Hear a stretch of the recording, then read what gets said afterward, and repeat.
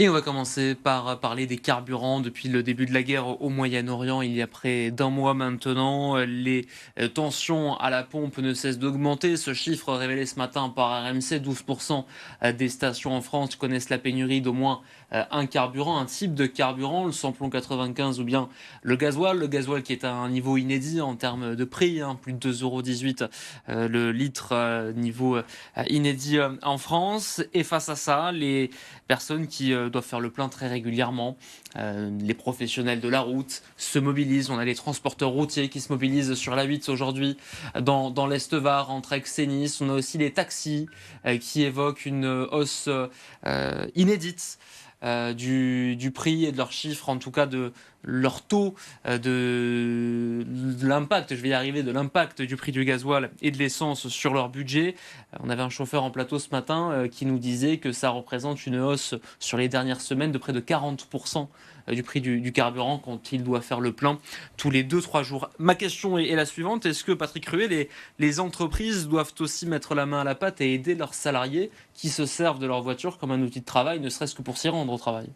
Alors, quand vous dites aussi, il faudrait d'abord regarder ceux qui s'engraissent avec ces augmentations. Je lisais très récemment là, que au niveau des raffineries, il y a, alors, pour le souhaiter, le Total Energy par exemple, qui viennent de faire 1 milliard de bénéfices depuis qu'il y a la crise du carburant. Donc je pense que les premiers peut-être à mettre la main à la poche, ce serait eux. Deuxièmement, ensuite, le problème touche tout le monde. Certes, il touche les transports, mais il touche également les agriculteurs, il touche également le simple citoyen qui va travailler, les infirmiers libéraux,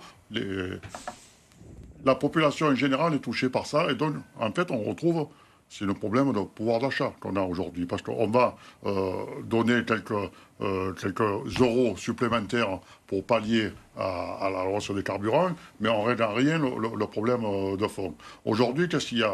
On le voit, on le verra peut-être plus tard dans notre sujet. Les gens ne réagissent plus parce qu'ils sont assommés par des informations dont certaines télé en boucle, quand même, où toute la journée, on vous dit attention à la guerre, il y a la guerre là, la guerre là, il faut faire des économies, il faut être puissant. Mais à partir de là, on est en train de museler tout le monde. Aujourd'hui, je pense que l'État, déjà, est très bénéficiaire aussi.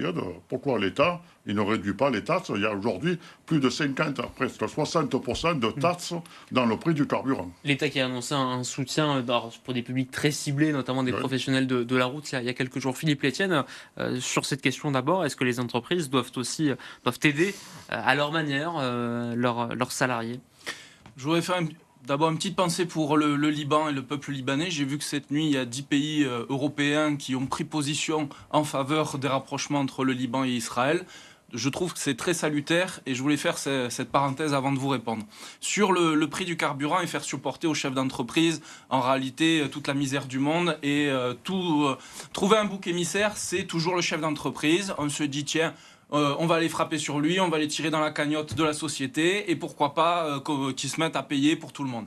Je me dis, hein, pourquoi on ne se dit pas plutôt, est-ce qu'on ne va pas aider le chef d'entreprise justement en lui faisant des aides et en lui payant son essence à lui ou en contribuant à la possibilité que ses charges diminuent? Non, à chaque fois on se dit, tiens, on va tirer à vue sur les chefs d'entreprise qui font vivre la France et le poumon français et on se dit c'est la bonne cible, on va mettre les salariés, les opposer aux chefs d'entreprise et on va avoir cette solution-là. Sauf qu'on se constate bien qu'il n'y a pas de solution et que de plus en plus le modèle français c'est d'être son propre chef d'entreprise. Vous avez dit les chauffeurs de taxi, c'est leur propre patron, donc ils supportent eux-mêmes leurs propres charges.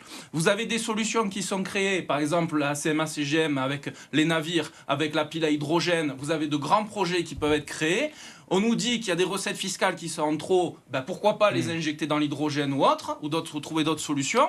Mais dans tous les cas, le constat, c'est ce qui a été dit, c'est que des recettes fiscales existent. Mais là, à court terme, quand vous avez des prix qui explosent en l'espace d'un mois, on ne peut pas tout convertir en un mois à l'hydrogène ou à l'électrique, notamment pour les chauffeurs de taxi ou pour d'autres corps de métier. Donc est-ce qu'en attendant, dans un court terme, faute d'aide et d'assistance imminente et immédiate de l'État, les entreprises, à votre avis, pourraient aider certaines quand elles en ont la possibilité, quand il y a un profit. C'est très juste, vous anticipez, c'est qu'en réalité, il y a un problème de prévision sur l'avenir en matière politique. C'est-à-dire qu'on est face au choc, et c'est face au choc qu'on doit prendre des décisions. Bah oui, vous venez de le dire, c'est trop tard. Pourquoi vous n'avez pas anticipé des crises, constitué beaucoup plus de stocks de provisions? Pourquoi vous n'avez pas anticipé avec de nouvelles technologies? Pourquoi vous n'avez pas... En réalité, c'est toujours face au mur, quand on se le prend en pleine face, et que les salariés, pour le coup, vont se le prendre, et qu'on va monter à 2 euros, et on va se rapprocher de 2,50, peut-être 3 euros, qu'à ce moment-là, ils vont plus pouvoir aller bosser, et on va se dire, ah ben mince, on est dans le mur. Pour l'instant, c'est 2 euros. On a vu des reportages de 1973 qui évoquaient exactement les mêmes sujets. Il y a plus de 50 ans.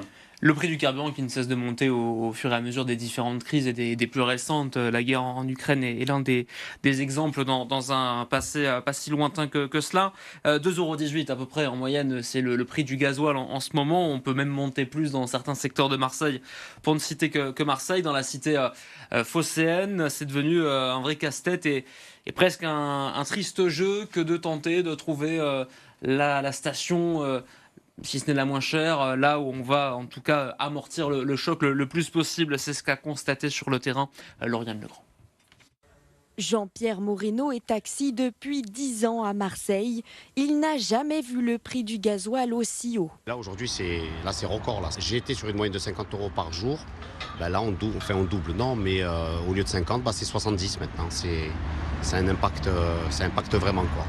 Derrière lui, à cette station essence, Alizée, étudiante infirmière, elle, fait le tour des stations du quartier pour trouver l'une des moins chères. Aujourd'hui, j'ai fait le plein, j'ai mis 70 €. Je regarde les panneaux, il y a tous les prix. En passant, j'essaye de voir à peu près. Je demande aussi à mes amis.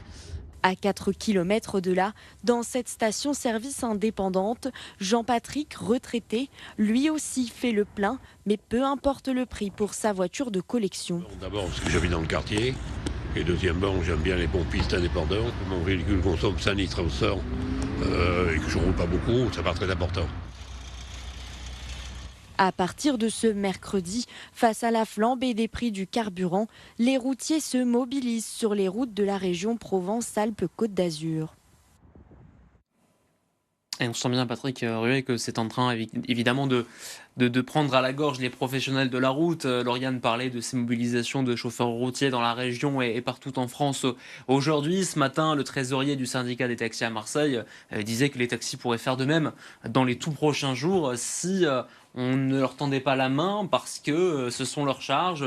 Ils sont, comme disait Philippe, quasiment leur propre patron pour la plupart. Ils ont déjà des charges, ils ont déjà une concurrence avec les VTC, ils ont déjà tout un tas de difficultés aussi avec le transport médical, avec les places de stationnement. Vient s'ajouter le carburant qui monte encore à un niveau inédit. Oui, mais moi je veux bien qu'on cible certaines catégories professionnelles qui sont touchées de plein fouet. Mais c'est un problème qui touche tout le monde aujourd'hui, parce que les répercussions, c'est qu'aujourd'hui l'inflation est en augmentation. Ça veut dire que l'alimentation, regardez également, les gens se restreignent de plus en plus, et donc tout le monde est touché à différents niveaux. Donc cibler, c'est bien, mais c'est vraiment pour l'urgence, mais on ne règle en rien le problème de fond. À un moment donné, il va falloir voir, si l'inflation continue à être aussi forte, d'augmenter les salaires. Donc, pour augmenter les salaires, il faut que, normalement, donc, l'économie soit prospère, ce qui n'est pas le cas aujourd'hui. Rappelez-vous, au début de la guerre, il y a un mois, Philippe Létienne, l'État tentait de rassurer en disant bon, le stock au Moyen-Orient, ça représente 20% de l'approvisionnement du carburant de l'Union européenne. Grosso modo, vous inquiétez pas besoin d'aller se jeter à la pompe. Et dès lors, dès l'instant T, vous avez eu des files d'attente à la pompe et des prix qui ont automatiquement fléché, qu'importe l'évolution du coût du pétrole. Mais pardon, Stéphane, mais nous, on a nous-mêmes des stocks très importants qu'on n'utilise pas. Où ça ? En France ? En France, ouais, en France, ouais. On a 20%. Voilà. Mais est-ce qu'il y a un effet aussi un peu psychotique qui explique, et au-delà du profit effectivement dénoncé par certains de grands groupes sur, j'allais dire, le dos de cette guerre, est-ce qu'il y a aussi quelque part un effet psychotique quand vous avez tout le monde qui se rue à la pompe? Est-ce que les Français ont peur ? Bien sûr que les Français ils ont peur, parce que quand vous avez des enfants et qu'il faut faire rentrer le salaire à la fin du mois et que vous vous dites le frigo il est vide, je fais comment ? C'est ça la réalité des Marseillais au quotidien, c'est de devoir se dire, parce qu'il y a l'essence, le budget essence, le budget alimentation et le budget logement. Le budget logement, vous ne pouvez pas le bouger. Vous avez votre appart, vous le payez, ou vous avez un crédit sur le dos, ou des crédits sur le dos, il faut le payer. L'essence, ça augmente. Donc la part des autres, par des raisons des vases communicants, ça va diminuer. Donc bien sûr que les Marseillais sont inquiets. Mais si vous considérez qu'il y a des grosses recettes fiscales et que l'État a engrangé énormément d'argent et que c'est pas normal et que la situation, il y a eu des profiteurs de guerre, à ce moment-là, il faut engager des responsabilités. Il y a des recours collectifs qui peuvent être faits, des class action à la française, où tout le monde crée un recours collectif pour engager la responsabilité, et à nommer des experts. Vous avez de brillants experts qui sont assermentés, notamment à la Cour d'appel d'Aix-en-Provence ou d'autres cours d'appel. Vous mettez des experts qui vont aller regarder les chiffrages, regarder la réalité, parce que nous, on n'est pas des experts pour dire qui a pris l'argent et comment a pris l'argent. Et en réalité, ces experts-là vont déterminer, ils vont engager la responsabilité des personnes. C'est ça qu'il faut faire. En tout cas, ce qui est sûr, et vous continuez de réagir au 06 12 et à 10 18 44, c'est qu'on parle bien sûr des professions directement impactées, messieurs, mais les particuliers le sont aussi, et surtout à Marseille, où on sait que les questions de mobilité, dès lors que vous voulez aller bosser, souvent en dehors de la ville, vous ne pouvez pas compter sur un réseau de transport optimal, et que la voiture est souvent un outil vital. Donc vous continuez de réagir, de nous dire comment vous vivez, vous, cette hausse des prix à la pompe.